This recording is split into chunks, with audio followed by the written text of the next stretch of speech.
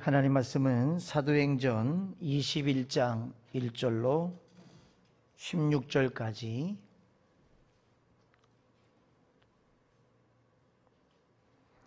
사도행전 21장 1절로 16절까지 말씀을 봉독해 드립니다.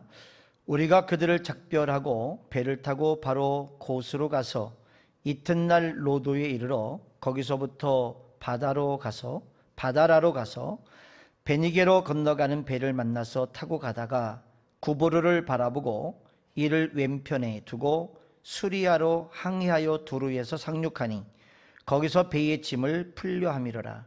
제자들을 찾아 거기서 이레를 머물더니 그 제자들이 성령의 감동으로 바울더러 예루살렘에 들어가지 말라 하더라.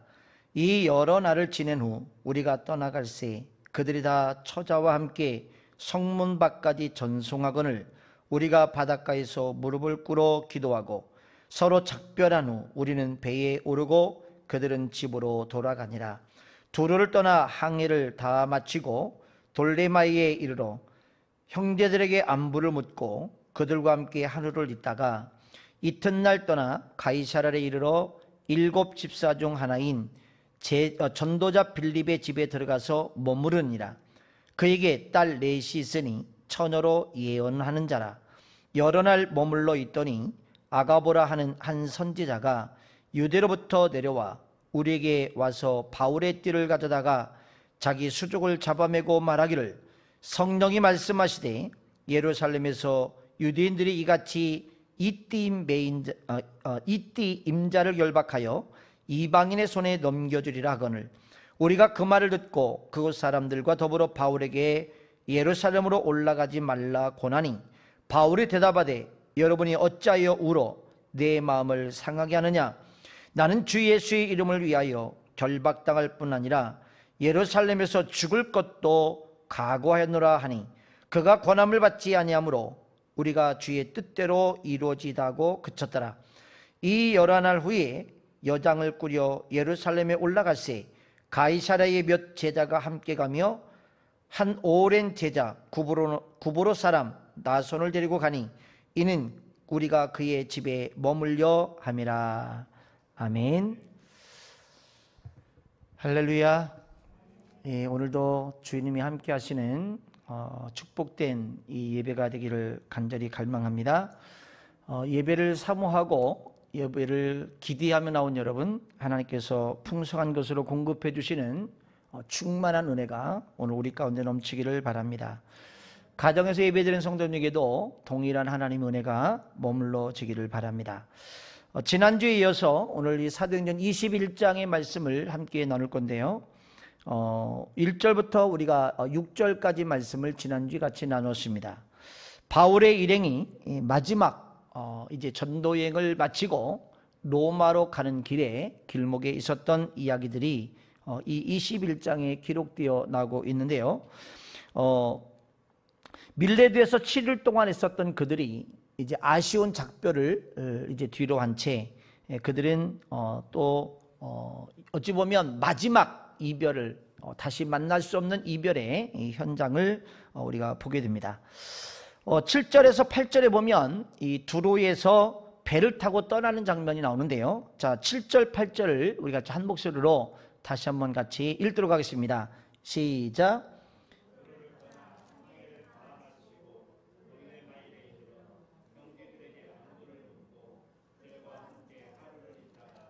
이튿날 떠나 가이사랴에 이르러 7 집사 중 하나인 전도자 빌립의 집에 들어가서 머무르니라. 아멘. 자, 여기 두루에서 배를 타고 떠납니다. 그리고 돌레마이에 갔습니다. 형제들을 만나고 또 하룻밤을 지냅니다. 사도 바울은 어디를 가나 너무나 단순하고 간단명료했습니다. 만나는 사람 간단하고 하는 일도 간단하고 그리고 그 다음 날 가이사랴로 나갑니다. 거기에 초대교회 7 집사 중 하나인 빌립 집사가 나옵니다. 이 사도행 6장에 보면 초대교회 7 집사를 세우게 되는데 그 중에 하나가 빌립 집사였습니다. 거기에 바울이 이 빌립 집사를 만나서 그 집에 유하게 되죠. 간단한 스토리입니다. 그러나 이 내용을 깊이 묵상해 보면요, 굉장한 놀라운 사건이 하나를 발견할 수 있습니다. 왜냐하면 바울과 빌립은 20년 전에 만난 사람들입니다. 사도행전 8장에 보면 사도 바울이 바울이기 이전에 사울일 때 예수 믿는 사람을 잡아다가 옥에 가두고 심지어는 믿는 자들을 핍박하고 죽였던 그랬던 사람이지 않습니까? 그런데 그 예수 믿는 사람을 잡아고 살기등등한 그때에 이제 이 빌립을 서로 아는 처지였다는 것입니다. 왜냐하면 스데반 순교 이후에 대핍박이 일어났습니다. 이 핍박이 예루살렘에 있는 교회가 흩어지게 됐고, 그 예루살렘 교회가 흩어짐에 따라서 쫓겨난 사람이 빌립이었습니다. 할 수 없이 그는 예루살렘에 머물지 못하고 사마리아 쪽으로 피난해 와서 이제 그가 이주하게 됐죠. 거기서 그는 이 전도를 합니다. 성령의 역사가 아주 강력하게 일어났습니다. 직분은 집사님임에도 불구하고 성령의 역사니까 이 빌립 집사를 통해서 수많은 사람들이 그리스도 앞에 돌아온 일이 일어났습니다. 수많은 성령의 역사가 강력하게 일어났습니다. 기적이 일어나고 사람들이 예수를 믿기 시작하는 놀라운 일들이 벌어지기 시작했습니다. 여러분, 초대교회와 같이 오늘날에도 성령에 붙잡힌 자를 통해서 하나님은 위대한 일들을 이뤄가신 줄을 믿습니다. 전도 열심히 하는 것도 중요하지만 성령께 붙잡혀서 해야 많은 영혼들이 그리스도 앞에 돌아옵니다. 여러분이 그렇게 되기를 주님의 축복합니다.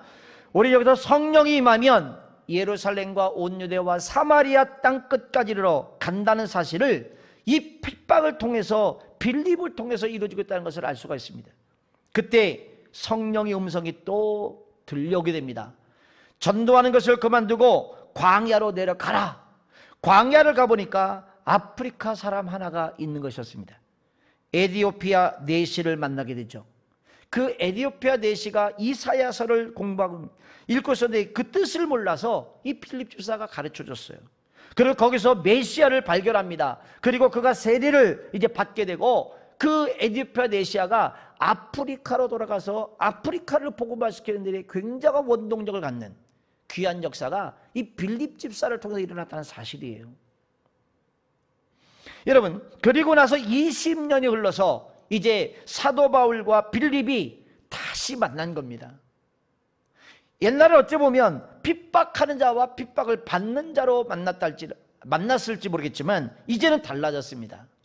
같은 예수 그리스도를 믿고 전도자로서 하나님을 함께 섬기며 주님의 나라를 이뤄가는 아름다운 동역자로서의 만남을 갖게 된 것이죠. 그 후에 바울은 예수님을 만나서 변화를 받았습니다. 그리고 1차 전도 여행, 2차 전도 여행, 3차 전도 여행을 하게 된 거죠. 수많은 사람들을 만나게 됩니다. 수많은 사건들을 경험하고 이제 그는 놀라운 하나님의 사도로 변신되어 있습니다. 그리고 바로 오늘 빌립 집사의 집에서 서로 만나게 됩니다. 여기 서로 만났다. 여기 그 집에 유했다. 여러분 상상해 보십시오. 얼마나 할 말이 많았겠는가. 그러겠죠? 빌립은 예루살렘을 떠나온 이야기를 했을 것이고 사도 바울은 예수 믿는 사람을 핍박한 얘기를 했을 것이고 자신이 변화돼서 20년 동안 어떤 사역을 어떤 역사를 이루어왔는지를 이야기했겠죠. 아마 밤새도록 얘기도 부족했을 것입니다. 그리고 그들은 밤새도록 간증을 했습니다. 할 말이 많았을 것입니다. 예수 믿는 사람들은 진짜 예수님을 만난 사람들은요 할 말이 많은 거예요. 어설프게 예수님 만나면 할 말이 없어요. 간증도 없고 경험도 없고 체험도 없고 복음의 능력도 없고 그러니까 할 말이 별로 없죠. 간증이 있으니까 그들이 이야기를 하면서 무슨 얘기를 했을까요? 이야기를 많이 해놓고 주님이 하셨다고 성령이 이렇게 하셨다라고 그들이 하는 말보다는 내가 했다는 말보다는 주님이 하셨다는 말을 계속 했겠죠. 여러분 그리고 서로 변화돼서 만났으니 얼마나 눈물겹고 감격스럽고 이게 어찌된 하나님의 은혜나 그거 얼마나 여러분 그 큰 하나님의 사랑을 경험하면서 그 은혜를 경험하면서 감격했겠어요. 20년 전만 해도 내가 예수 믿는 사람을 죽이는 사람이었는데 내가 이렇게 변화되어서 아마 내가 그때 너를 만났을 때의 모습과 너무 달라진 모습이다라는 이야기를 많이 했겠죠. 참 예수를 믿는 사람들이 만나면 오랜만에 만나도 할 말이 많은 거예요. 왜요? 신앙적인 그 관계 안에서 서로 통하잖아요. 그리고 그런 이야기를 하면 할수록 서로에게 은혜가 되고 기쁨이 되고 감사가 되고 하나님의 사랑을 더 충만히 알게 되고, 그래서 예수 믿는 사람들이 만나서 대화하는 것은 참 복된 것입니다. 빌립 집사에게는 시집가지 아니한 딸이 4명이 있었습니다. 자, 9절 말씀을 같이 읽겠습니다. 9절입니다. 시작. 그에게 딸 넷이 있으니 처녀로 예언하는 자니라. 딸 넷이 있어요. 근데 이 딸 넷이 시집을 가지 않은 딸들인데 이들이 예언하는 자들이었으니 참 이게 영적인 그 영향력이라는 게 참 귀중하다는 거죠. 빌립 집사가 그렇게 성령 충만했잖아요. 그 성령 충만한 것이 그대로 자녀들에게 흘러간 것 같아요. 이 딸들이 영이 열렸어. 예언을 하는 사람들이에요. 그래서 그런지 빌립의 집에는 은혜자들이 많이 왔다 갔다 하는 것 같아요. 그날 아가보라 하는 선지자가 그 집을 방문하게 됐다라고 하는 장면이 나옵니다. 자, 여러분 10절과 12절 읽겠습니다. 10절부터 12절까지 시작. 여러 날 머물러 있더니 아가보라 하는 한 선지자가 유대로부터 내려와 우리에게 와서 바울의 띠를 가져다가 자기 수족을 잡아매고 말하기를 성령이 말씀하시되 예루살렘에서 유대인들이 이같이 이 띠 임자를 결박하여 이방인의 손에 넘겨주리라 하거늘 우리가 그 말을 듣고 그곳 사람들과 더불어 바울에게 예루살렘으로 올라가지 말라 권하니 그랬습니다. 이 아가보라라고 하는 선자가 오자마자 띠를 매는 것이었습니다. 그리고 손을 묶는 것이었습니다. 그리고 말을 하지 않냐고 행동으로 보여주는 거니까 이 눈에 어떤 그 행동으로 앞으로 되어질 일들을 예언적인 행위를 하는 것이죠. 예언적인 행위. 당신이 예루살렘에 가면 이렇게 묶일 것입니다. 사람들이 그 말을 듣고 굉장히 불안했습니다. 염려가 됩니다. 아니 바울이 올라가면 결박을 당한단 말이야. 사도 바울이 예루살렘에 올라가지 마십시오. 이렇게 사람들은 바울을 붙잡고 강권을 합니다. 제발 올라가지 마세요. 거 올라가면 환난과 결박이 기다리고 당신은 핍박을 당합니다. 올라가지 마십시오. 우리 사도 바울이 여기서 예루살렘에 가면 환난과 결박과 어려움이 있다는 것이 여러 차례 계시되고 있는 것을 알 수가 있어요. 그것도 한 사람이 아니라 여러 사람을 통해서 그 입술을 통해서 바울이 로마로 갔을 때에 나타날 앞으로의 일들이 그대로 다 나옵니다. 밀레도에서도 그랬죠. 그래서 사도 바울이 자신이 그런 말을 했습니다. 내가 성령의 매임을 받아 예루살렘으로 가게 되는데 예루살렘으로 가게 되면 결박과 환난을 기다리고 있다는 것을 내가 안다는 거예요. 근데 바울은 그 길을 향해서 가요. 주 예수께 받은 사명, 하나님께 받은 은혜의 복음을 전하려 하면 나의 생명을 조금 더 귀한 것으로 여기지 않겠다. 이게 바울 안에 가지고 있는 복음에 대한 열정이었어요.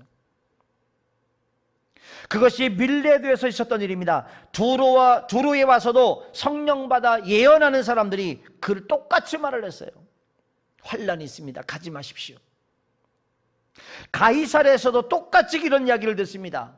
여러분, 왜 이렇게 자주 반복적으로 이런 일이 일어날까요? 왜 바울에게 이런 이야기가 계속해서 반복적으로다가 들려질까요? 그래서 여기서 우리가 한 가지 주의 깊게 관찰할 부분이 있습니다. 내가 예루살렘으로 돌아가면 결박과 환난이 기다린다라고 성령께서 이미 말씀하셨는데 성령께서 돌아가지 말라고 이야기했는데 내가 어떻게 안 갈 수 있냐는 거예요. 여러분 이 말씀을 잘 기억하십시오.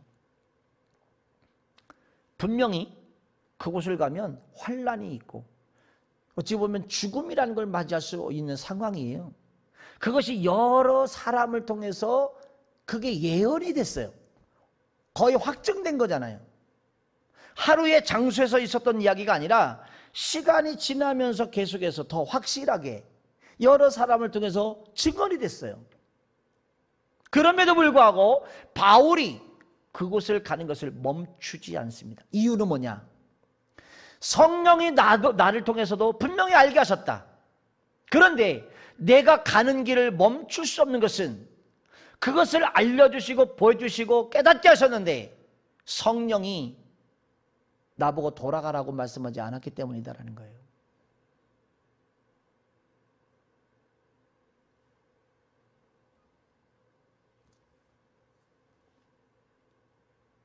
여기서 한 가지 더 깊이 생각할 것은요, 왜 성령께서 한두 번이 아니라 그러면 그걸 반복적으로 자꾸만 말씀을 듣게 하셨을까?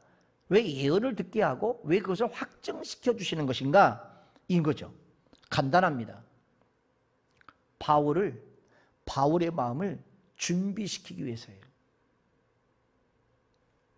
예루살렘으로 돌아가면 너는 환난과 결박과 핍박을 받게 될 것인데 내가 그 상황에 대해서 마음의 준비가 되었니? 이거를 가는 장소마다 계속 들려주는 거예요. 그 사람이 처음에 들었을 때는 그래, 하나님 뜻이라면 순종해야지 라고 굳은 마음을 가질 수 있어요. 근데 이게 시간이 갈수록 또 그런 얘기가 들려올수록 인간적인 마음이 들어오기 시작하면 뭐가 생길까요? 두려움이 생기겠죠. 두려움. 근데 바울은요, 그런 말이 반복적으로 들려올 때에 오히려 마음을 더 준비했지, 이거 두려워서 어떡하나, 내가 어떻게 죽을까, 그거를 염려하고 걱정한 게 아닌 거예요. 바울은 하나님의 뜻이라면 내가 기꺼이 순종하는 장소를 가는데 머무적거리지 않겠다. 그게 성령의 지시고 성령이 나로 하여금 그곳으로 이끌어가는 곳이란다면 나는 결코 그것을 피하지 않으리라. 예수께서 십자가를 지셨습니다. 그러나 십자가 앞에 바로 섰을 때 그는 이미 십자가를 피하고 싶었습니다. 땀이 피가 되도록 기도하셨습니다. 아버지, 이 잔을 내가 마셔야 됩니까? 지나갈 수만 있다면, 할 수만 했다면 지나가게 없어서. 하나님 말씀하십니다. 십자가를 지는 게 내 뜻이다. 어쩌면 우리들의 부름이 그런 것인지도 모릅니다. 예수 믿으면 평안하고 복받고 형통하고 그냥 만사 모든 것 잘 될 것이다. 그거는 아주 정말 1차적인 기초적인 차원에서의 예수 믿는 모습이죠. 가지 말라는 말보다는 십자가가 보이는 거, 십자가가. 내가 져야 하는, 내가 겪어야 될 십자가가 보이는 거예요. 자꾸만 그게 눈이 보이는 거예요. 예수님은 어떤 순간에 아버지여 내 뜻대로 마옵시고 아버지 뜻대로 하옵소서. 그리고 일어서서 십자가를 향해서 터벅터벅 걸어가십니다. 이 본문을 묵상하다 보니까 어떤 한 분이 생각이 났습니다. 주기철 목사님. 왜 다른 목사님들은 다 타협을 했는데 심사참배를 했는데 왜 나만은 안 돼야 하는 건가? 그때 가장 유명했던 목사님들이나 총회장님들, 이름만 들어도 다 할 수 있는 목사님 다 변절했습니다. 그분들은 다 영웅처럼 살고 있습니다. 그런데 주기철 목사님은 변절할 수가 없는 거예요. 그것이 무엇이 대단한 것이냐? 잠깐만 눈 감고 하룻밤 잠자고 나면 양떼들이 기다리고 있지 않느냐. 당신이 죽으면 양떼들은 어떻게 되는 거야? 이런 합리적인 이야기들이, 생각들이 굉장히 괴롭혀 왔을 거예요. 뭐 잠깐 신사참배하고 말지 뭐. 그럼 뭐 내가 열심히 하나님 앞에 회개하고 양무리들을 잘 가르치면 되지 않겠나? 어찌 보면 그럴듯하잖아요. 얼마나 여러분 그 갖다 대기 좋은 말이에요. 내가 죽으면 저 양떼들을 어떡하라고? 내가 돌봐야지. 그런 것을 위해서 내가 잠깐 그냥 신사참배하고 말지 뭐. 얼마나 합리적인 거예요. 그러나 주기철 목사님은요, 신사참배를 할 수가 없었습니다. 나는 주기철 목사님이 바울 같은 심정을 갖지 않았나 싶습니다. 바울이 지금 예루살렘에 올라가면 죽는 줄 알면서도 터벅터벅 그 방향을 향해서 갑니다. 주기철 목사님이 신사참배를 하면 어떤 상황이 도달한 걸 알면서도 감옥에 갇히고 못자국을 위를 맨발로 걷고 죽음이 다가와도 그것에 굴하지 않았습니다. 바울에게 너는 예루살렘으로 돌아가면 핍박을 당할 것이다. 너는 죄수로 살아야 된다. 바울아, 너는 평생 이 21장 이후로는 너의 후손이 너의 현주소는 없다. 자유도 제한이 되고 활동도 제한이 될 것입니다. 그렇게 살아야 된다는 것입니다. 이게 얼마나 고통스러운 것입니까? 아니, 재수가 안 되고 다른 데 가서 전도하면 안 되겠습니까? 하나님의 계획은 그것이 아닙니다. 내가 죄수로 살아야 로마로 간다는 거예요. 내가 죄수였어야 복음이 전파된다는 거예요. 그러므로 너는 나를 위하여 죄인으로 살 수밖에 없을 것이다. 이것이 바울에게 주어진 숙제였어요. 주기철 목사님에게 주어진 것이 바로 이것이었습니다. 너는 순교를 해야 된다. 너는 신사참배를 하지 아니하고 그렇게 살아야 된다. 사실 주기철 목사님께서 순교하신 것을 보면 그 부인이 밀어붙인 것이 있었습니다. 그 사모님이 변절하라고 그러면 거기서 죽으라는 것이었어요. 변절해서 집에 오면 문을 안 열어주겠다는 것이었어요. 그렇게 사모님에게 막 등 떠밀어졌어요. 나중에 주기철 목사님 순교하실 때 유언 중에 하나가 뭔지 아십니까? 따뜻한 숭늉 한 그릇만 먹고 싶다. 얼마나 차디찬 감옥 속에서 떨었고 꽁꽁 몸이 얼어붙었는지 따뜻한 숭늉 한 그릇 먹고 싶다. 비참하게 고문을 당하다가 그 고문에 의해서 죽음을 맞이하죠. 왜 그 사람은 그렇게 죽어야 되는 겁니까? 바울 사도의 질문이 그것입니다. 왜 내가 가면 죄인이 되어야 되는 것이냐는 거죠. 왜 감옥에 가야 되느냐? 왜 내가 환난과 결박을 겪어야만 하느냐? 아무든지 나를 따라오려거든 자기를 부인하고 십자가를 져라. 주님은 우리에게 이렇게 말씀하셨습니다. 여러분, 사람마다 다 다릅니다. 그렇지만 사도 바울은 그렇게 살아야만 했던 것입니다. 그래서 하나님은 계속해서 말씀해 주신 거예요. 너는 예루살렘에 가면 결박을 당할 것이다. 또 한참 가면 또 그런 얘기를 또 해줍니다. 또 다른 동네에 가면 또 그렇게 말씀해 주십니다. 사람들은 열심히 말합니다. 절대 가면 안 됩니다. 올라가지 마세요. 올라가지 마세요. 그러니 사도 바울이 얼마나 유혹을 많이 받았겠어요. 아니, 이렇게 많은 사람들이 내가 가는 곳마다 그런 얘기를 해주면서 올라가지 말라는데 안 올라가 있는 게 맞는 게 아닌가? 이 사람들이 정말 나를 필요로 하는데 내가 살아서 이 사람들에게 영적으로 지도하고 말씀을 가르치고 하나님 나라를 더욱더 확장시키는 게 더 옳은 것이 아닌가? 라는 생각을 한 것이. 얼마든지 그런 타협적인 이야기들이, 유혹들이 왔을 것입니다. 그래, 내 말이 맞지. 내 양떼들이 있는데 내가 죽으면 어떻게 하냐? 그러니까 내가 피해서 살아야지. 이렇게 생각할 수 있는 유혹이 많았다는 거죠. 그러다가 또 그 음성이 들리는 것입니다. 여러분에게는 안 들리십니까? 여러분들은 어떻게 살아야 됩니까? 왜 사도 바울에게 자연인으로 살지 않게 하고 죄수로 살게 했을까요? 왜 죽음의 장소로 하나님은 계속 가라고만 말씀하셨을까요? 왜 우리는 절제된 삶, 제한된 삶을 살아야 될까요? 고난 속에 그를 살게 하심으로 복음이 전파되는 것일까?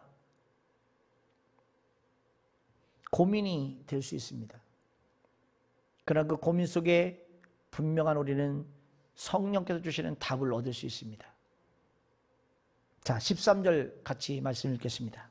시작. 바울이 대답하되 여러분이 어찌하여 울어 내 마음을 상하게 하느냐? 나는 주 예수의 이름을 위하여 결박당할 뿐 아니라 예루살렘에서 죽을 것도 각오하노라 하니. 밀레도에서도 마찬가지였지만 여기서 바울의 마음은 변함이 없습니다. 바울의 마음은 결정이 되었습니다. 그는 어떻게 하기로 마음이 결정됐느냐? 죽기로 결정된 거예요. 죽기로. 이 풍진 세상을 만나 내가 뭐로 살아가냐 이런 게 아니고요. 내 외로움과 이 고독과 이 힘든 것들을 이렇게 붙잡고 사느니 차라리 죽는 게 이게 아니에요. 한탄으로 하는 얘기가 아니라고요. 바울은 순수하게 복음을 위해서 죽기로 각오한 것입니다.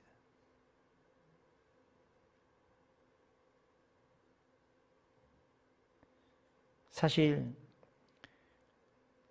죽기로 마음먹은 사람보다 무서운 사람이 없어요. 여러분, 죽기로 결심된 사람이 굉장히 무서운 거예요. 많은 사람들은 결심하지 못합니다. 자기 인생을 결심을 하지 못합니다. 이렇게 살아도 좋을 것 같고 저렇게 살아도 좋을 것 같습니다. 이것을 해야 될 것 같고 저것을 해야 될 것 같습니다. 결정을 잘 못하면 방황하게 됩니다. 영원을 결정하지 못하면 현실을 방황하게 됩니다. 천국이 결정되지 못한 사람은 방황하게 되어 있습니다. 사도 바울은 결정된 사람이었어요. 여러분, 13절에서 사도 바울이 대답한 말들 가운데 가장 중요한 것을 묵상해 보고자 합니다. 자, 첫 번째 뭐라고 얘기냐면 너희가 어찌하여 울어 내 마음을 상하게 하느냐? 사람은 울음 앞에 약해지는 것입니다. 상하게 하느냐 하는 말은 어째서 내 마음을 약하게 만드느냐 이 말이에요. 왜 내 마음을 뒤 흔들어 놓니? 나는 이제 굳은 결심을 가지고 예루살렘을 가려고 그러는데 이게 하나님의 뜻이기 때문에 나는 복종하며 가려고 그러는데 너희들이 울어서 왜 내 마음을 흔들어 놓는 거야? 이 말을 하는 거예요.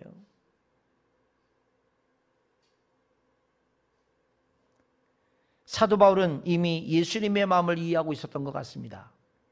예수님이 십자가를 안 질 수도 있었지만 그 십자가를 지기로 결정을 하셨던 것처럼 사도 바울이 예루살렘으로 안 갈 수도 있습니다. 그러나 그는 가기로 이미 굳은 마음을 정한 겁니다. 여러분들이 그렇게 안 살 수도 있습니다. 선교사로 안 갈 수도 있고요. 좋은 직장을 다니며 살아갈 수도 있고요. 물질 분명을 잘 누리면서 살아갈 수도 있습니다.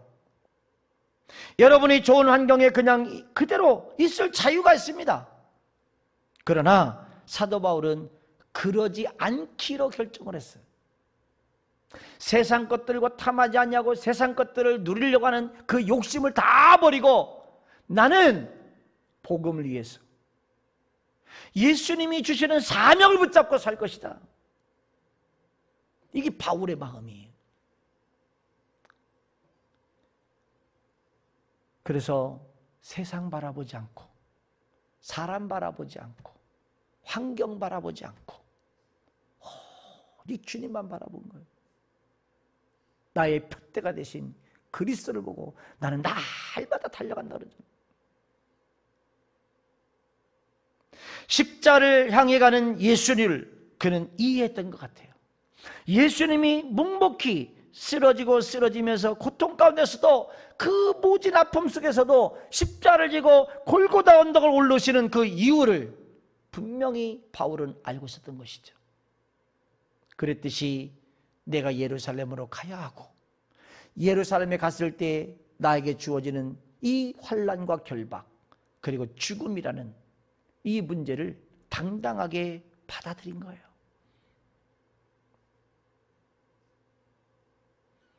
우리가 예수를 다 믿잖아요. 그러나 예수님을 아는 정도는 다 다릅니다.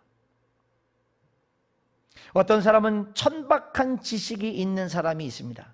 어떤 사람은 껍데기만 있는 사람이 있습니다. 어떤 사람은 예수님의 십자가의 심정까지 알고 예수님의 심장을 지닌 사람이 있습니다.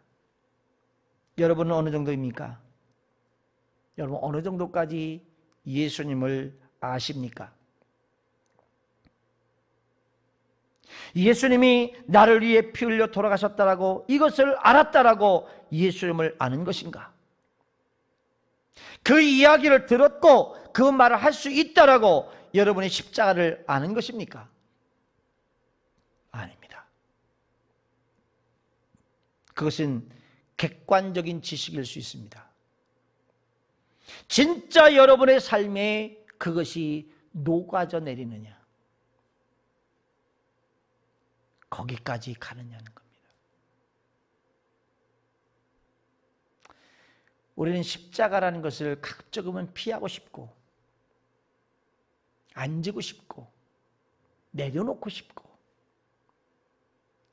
어떻게 하면 좀 더 편안하게, 어떻게 하면 좀 더 내가 덜 힘들게 살아갈 수 있을까를 우린 생각하고 그렇게 추구하지 않습니까?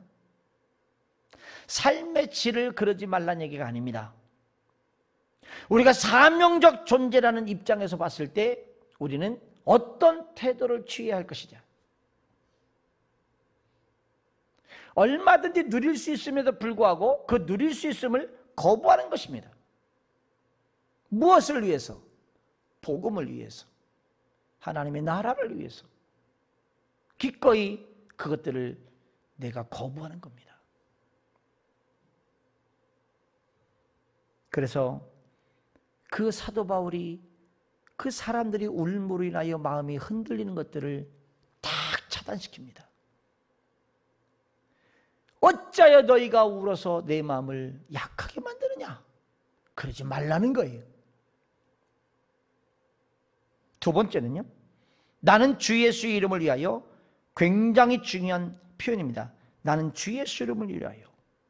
바울은요 로마서 1장 5절에 비슷한 말을 썼습니다. 그는 그로 말미암아, 로마서 1장 5절에 그로 말미암아 은혜의 사도의 직분을 받아 그 이름을 위하여 그랬어요.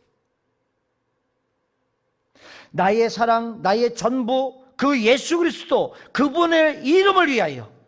이것이 사도 바울의 전부였어요. 무엇을 위해서요? 예수 그리스도의 이름을 위하여. 아무리 아름다운 문학이나 예술이나 철학이나 그 어떤 것도 그 마음을 빼앗을 수가 없었어요. 이미 바울은요 그런 것들을 다 알고 있던 사람이잖아요. 그걸 누려봤던 사람들이잖아요. 사실 고기를 한 번도 먹어보지 않은, 여러분 만약에 태어났을 때부터 저기 절간에 살아서 한 번도 고기를 맛보지 않은 사람은요, 소고기가 먹고 싶다 그러면 옆 사람은 금방 여기서 침이 흘러요.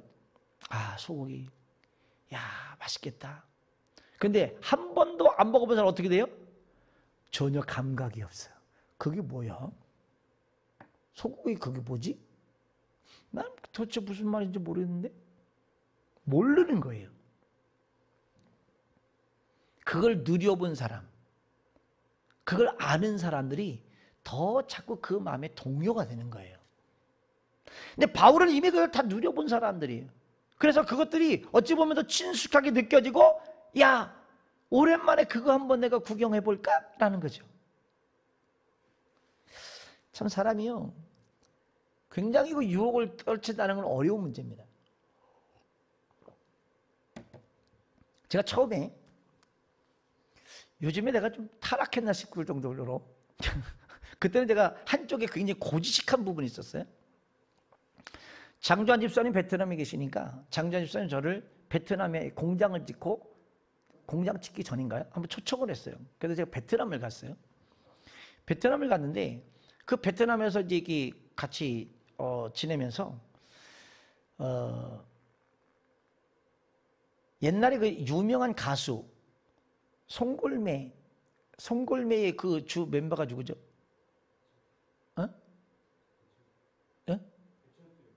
아니 배추수 말고 또 하나. 어? 아, 큰 얘기 크게 해봐요. 무슨 호? 어? 아니 마이크 좀 아니 마스크 좀 벗고 얘기해봐요. 아, 구창모. 구창모인가? 온다고 공연을 한다고 저보고 가자는 거예요. 근데 이제 그때는 이제 그 같은 이제 직원들이 한국 직원들이 좀 있었고 그래서 같이 가자는 거예요. 제가 갔겠어요, 안 가겠어요? 안 갔어요. 왜? 아니 내가 목사인데 그 연예인들이 와도 노래 부르는 뭐 복음성가 부르는 것도 아니고 연예인들 와도 노래 부르는데 내가 거길 왜 가냐 이거지. 안 갔어요.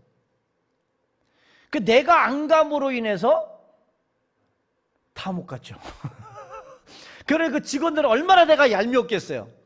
내가 간다 그러면 직원들까지 전부 다 우리 장 집사님이 돈을 내서 다 갈 건데 얼마나 기대했겠어요. 베트남에서는 구창모 그러면 아주 굉장한 인기가 많습니다. 그래서 그 막 구창모가 나오면 난리가 난 거예요. 그 가자 그러는데 제가 안 갔어요. 아마 지금 가자 그래서 갔을 거예요. 이게 선택이거든요. 선택. 근데 지금 와서 생각해 보면 그때 왜 안 갔을까 아니에요. 후회하지 않아요. 나는 그 선택을 잘했다고 생각해요. 그 순간 직원들이 아주 따사로운 눈빛이 저를 향해서 강렬한 레이저가 왔지만 레이저가 막 몇 사람이 막 제가 그 사람들 눈을 안 쳐다봤죠. 그냥 이게 딱 이게 마주치는 순간 내가 그 레이저에 맞아 죽을 것 같아가지고 제가 쳐다보지 않았죠. 눈을 보질 않고 제가 딴짓하고 있었죠. 느낌을 알잖아요. 그걸 몰라서 제가 안 갔겠어요? 내가 잠깐 동안 예수님 믿기 전에 제가 그 송골매가 노래를 부른 장소에서 제가 잠깐 있었는데요. 얼마나 노래를 잘하는데 그 맛을 제가 아는데 내가 예수 믿고 나니까 그게 싫어진 거예요. 그 아무리 좋은 것이랄지라도 그 장소에 가는 자체가 나는 내 스스로가 죄악시 느껴지는 거예요. 그때 당시는. 요즘은 제가 트로트도 자꾸 듣고 그러는데 일부러 들으려는 게 아니라 좀 MBN에서 요즘 하는 그 트로트 있죠. 그래서 그 사람들 저는 삶을 엿보기 위해서 사실 보는 거예요. 노래가 좋아서가 아니라 거기에 나와서 노래하는 사람들의 삶을 엿보기 위해서 제가 이렇게 보고 있는데 지금 같아서도 어찌 보면 안 갈 수 있어요. 집에서 제가 TV니까 보지 공연한다 그래서 제가 거기 가겠습니까? 바울이 그런 수많은 유혹들이 있었음에도 불구하고 다 그걸 배제시켰어요. 왜요? 무엇을 위해서요? 예수 그리스도의 이름을 위하여. 이게 답이었어요. 왜 절제해야 되느냐? 왜 그걸 거부해야 되느냐? 왜 우리가 그 장소를 가지 말아야 되느냐? 예수 그리스도 이름을 위하여.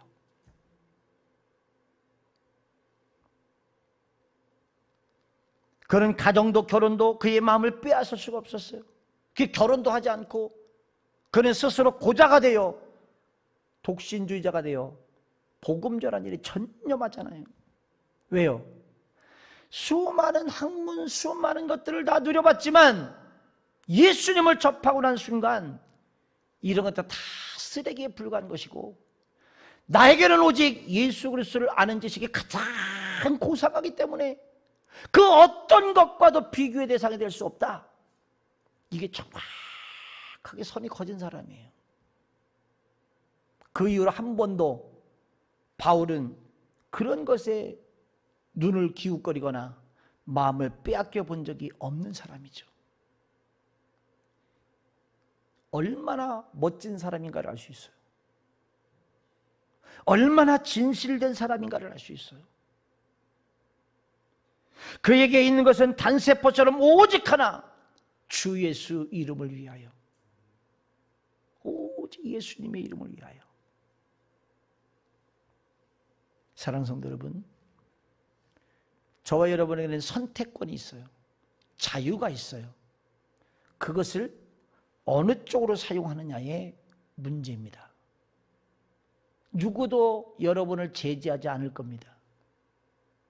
여러분들 스스로가 판단하고 결정하는 것입니다. 세 번째는 결박을 받을 뿐 아니라 죽을 것도 각오했다 그랬습니다. 자, 이제 그는 죽음의 길을 천천히 걸어갈 수 있습니다. 나의 가는 길을 그가 아시나니. 여러분, 여러분의 가는 길을 아십니까? 여러분의 가는 길에 자신 있습니까?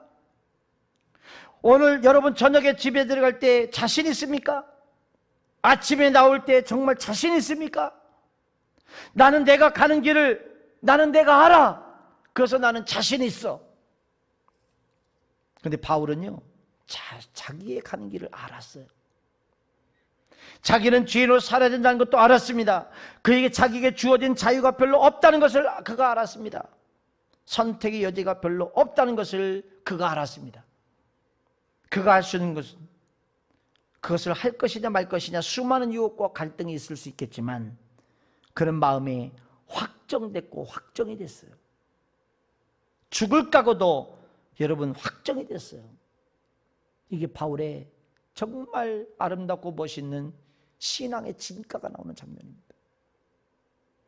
그래서 저는 감히 바울하고 비교도 할 수 없는 사람이에요. 바울은 참 위대한 사도입니다. 위대한 믿는 자들의 표본이 될 수 있는 사람입니다.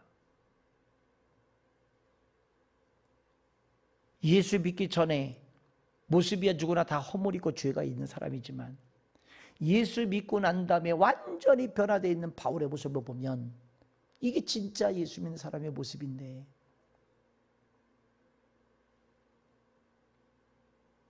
여러분 때로는 바울을 따라가기가 너무 힘겹고 어렵게 느껴질 수 있지만 그래도 우리는 도전해야 되고 노력해야 될 줄로 믿습니다. 바울의 삶을 본받아서 우리가 가야 할 길을 정하고 할 것과 하지 말아야 될 것들을 정하고 내가 걸어가는 이 걸음 속에 분명한 답을 알고 갈 수 있는 저와 여러분이 되기를 주면 축복합니다. 14절 보실까요? 그가 권함을 받지 아니하므로 우리가 주의 뜻대로 이루어지이다 하고 그를 그쳤노라. 자, 권함을 받지 않으니까 뭐라고 답이 나옵니까? 그 사람들의 입에서 뭐라고 이야기가 나오죠? 주의 뜻대로 이루어지이다. 할렐루야. 자, 만약에 그 사람들의 말을 듣고 타협을 했단다면 이 말이 나오겠어요? 안 나오죠. 아, 저분이 우리의 말을 듣고 저렇게 함께 해줬네. 너무 감사해. 고마워. 이럴 수 있겠죠. 그러나 그것은 주님의 뜻과는 거리가 멀더라. 여러 사람이 그렇게 생각한다라고 여러 사람이 거기에 동조한다고 그게 주님의 뜻이냐? 아니에요. 분별이 필요합니다. 분별이. 아니 모든 사람이 다 그렇게 생각하는데 왜 너만 그래? 아니니까. 주님의 뜻이 그게 아니니까. 모든 사람이 아니라 그러는데 왜 너만 그게 옳다고 얘기를 하는 거야? 주님의 뜻이니까.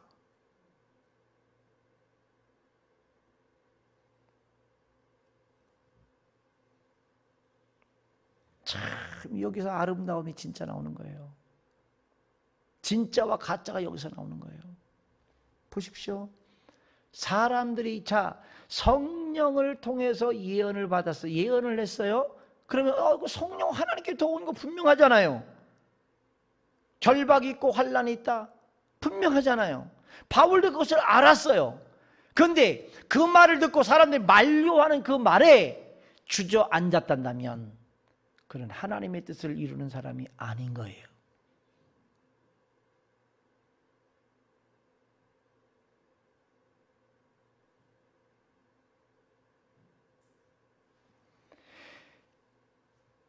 어떤 분명한 메시지가 온다 한들 하나님의 뜻이란다면 거기에 100% 순종하는 사람이 바울이에요. 그게 죽음까지 내 앞에 온다 할지라도, 죽음까지 온다 할지라도. 우리의 신앙의 선배들이 그렇게 살아간 거예요. 주기철 목사님이 그래 있고, 손양한 목사님이 그래 있고, 우리 수많은 믿음의 선배들이. 여러분, 바울 사도의 예루살렘을 향하는 발걸음은 무거운 발걸음이 아니라는 거예요. 억지로 소가 도살장에 끌려가는 것처럼 질질 끌려가는 발걸음이 아니었다는 거예요.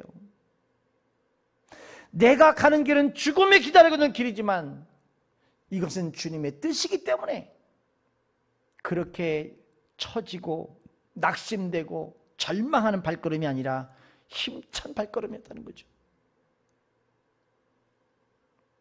자유로운 발걸음, 가벼운 발걸음, 여러분 불안한 발걸음이 아닙니다. 잡혀서 고문받으면 어쩌나? 내가 잡혀서 채찍 체포당하면 내 주변의 사람은 어떻게 하나? 이런 데서부터 완전 자유해졌어. 진짜 자유. I am free. 그 어떤 것도 바울을 제지할 수 없는 완전한 자유. 저는 그런 생각을 해봤어요. 내가 중국 사람이나 러시아 사람들을 훈련시키면서 계속해서 강조했던 게 뭐냐면 순교였어요. 너희들은 중동을 가야 하니까 중동을 가면 목숨 걸고 생명 걸고 갈 생각해야 된다. 그거를 아주 귀에 따갑게 얘기를 했어요. 거기는 죽음을 불사고 가야 된다. 가서 예수의 옛자도 못 꺼내고 순교당할 수도 있다. 그래도 가야 된다. 내가 한 사람도 구원 못 시키고 죽을 수도 있다. 그래도 가야 된다. 왜요? 결과는 나중에 하나님이 판단해 주시는 거고.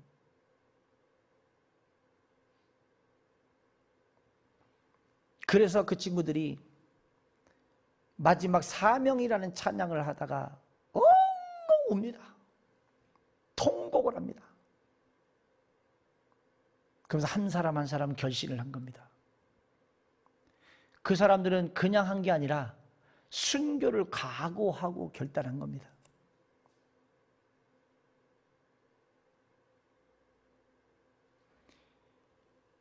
제가 목양실에서 생각을 해봤어요. 내가 그 아이들 앞에서 그런 얘기를 했으니까 너희들이 가는 길에 나도 갈 건데, 그런 얘기를 해놓고서 내가 목양실에서 가만히 묵상을 해봐요. 야, 예를 들어서 저기 이란에 갔는데 이란에서 그 얼굴 검은 사람들이 붙잡아가지고 나를 며칠씩 굶기고 있다가 그 동영상에서 보는 것처럼 저기 모래사막에 데리고 가가지고 무릎 꿇고 가놓고 그냥 어느 순간인가 목을 갖다 싹 겉버리면 나는 그때 순간 어떨까?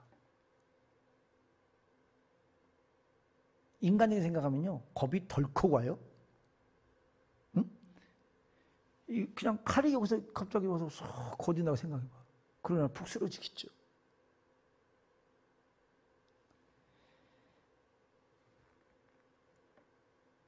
인간적인 생각하면 두려움이 옵니다.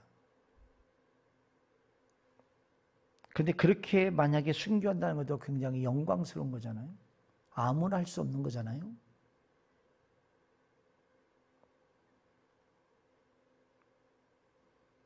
바울이 이미 그런 거를 다 알고 예루살렘을 향해 가는 거예요. 어떤 죽음이 자기에게 다가온지 알면서도 가는 거예요. 여러분 주변에 많은 사람들 많은 것을 가지고 있고 다 성취했는데 여러분 보시기 어떻습니까? 그분들이 행복해 보입니까? 많이 가졌으니까 행복해 보입니까? 불안해 보입니까? 불쌍해 보입니까? 여러분 친척들, 여러분 주변의 사람들이 마음이 편안하게 잘 살고 있습니까? 예수 안 믿는 사람들 이야기하는 건 아닙니다. 예수 믿는 사람들도 마찬가지입니다.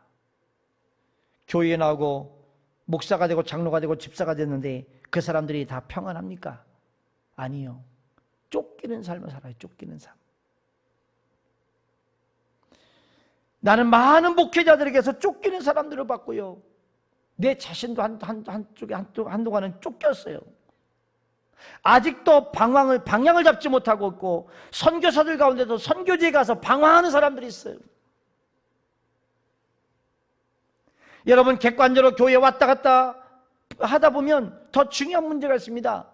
인생이 결정되냐는 거예요. 인생이 결정된다. 많은 사람들이 불안해합니다. 교회 나오면서도 불안해합니다. 찬송 부르면서도 불안해합니다. 믿습니다. 그러나 안 믿어져요. 할렐루야 믿습니까? 아멘. 그런데 아멘은 했는데 이 안에서 안 믿어져. 그러니 불안하죠. 신앙생활이 불안한 거예요. 찬송가를 불러도 평안이 없어요. 마음에 평안이 없어요. 왜 그랬을까요? 하나님을 신뢰하지 못하기 때문에. 하나님을 믿는다고 입으로는 말하는데 실제로 하나님이 안 믿어져요. 안 믿어져. 실제로 의지하지 않는 걸 그것이 여러분 하나님을 속일 수 있는 겁니다. 천국 갑니까? 아멘합니다. 구원받았습니까? 아멘합니다. 그리고 한쪽으로 불안해합니다. 진짜 천국 갈 수 있을까? 내가 죽음을 맞이하면 과연 천국 갈 수 있을까? 여러분 불안해요, 안 해요?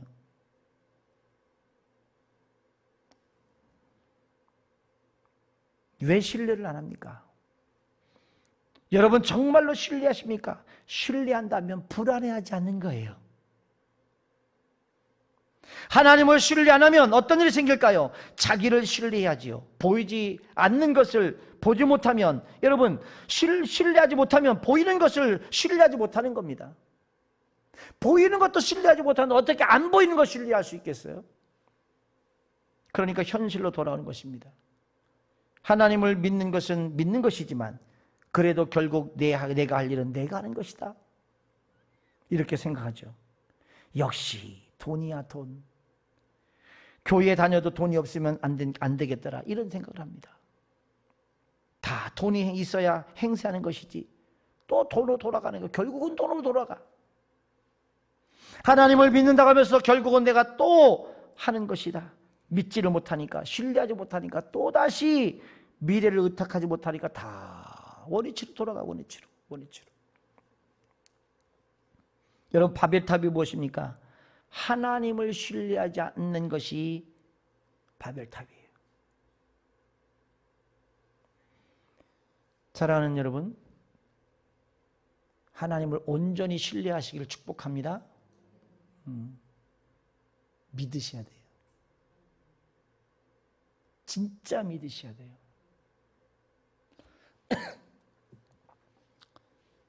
홍 집사님, 하나님이 고칠 것을 진짜 믿으세요. 진짜 믿으셔야 돼요.